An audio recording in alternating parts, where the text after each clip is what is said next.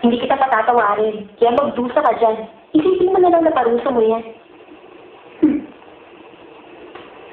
Pero paano mo rin ito? Nasira namin yung wheelchair ni Kuya DK. Paano namin babayaran yun?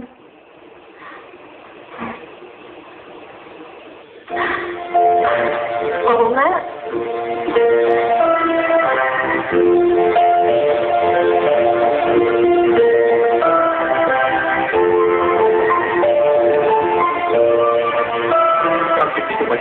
Diyan papapatawad niya ako rito.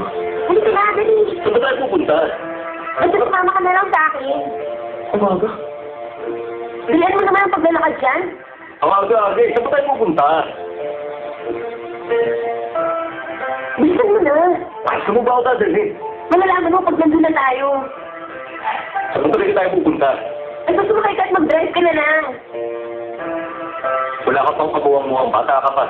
Pati personal kong problema, ginagawa mo ng paraan. Aba, syempre naman. Gusto ko mahanap mo na siya para tulad ko, maging masaya ka na rin.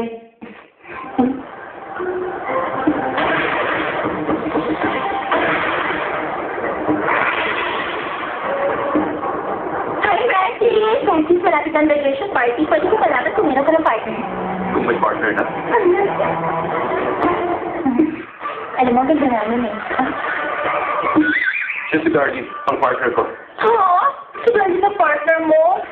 Dalawa ko.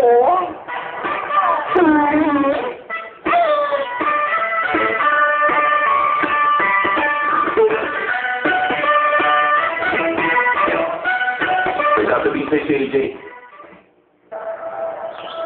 Ano bang hinihintay mo? Mag-sorry ka na sa akin. Patatawarin kita agad.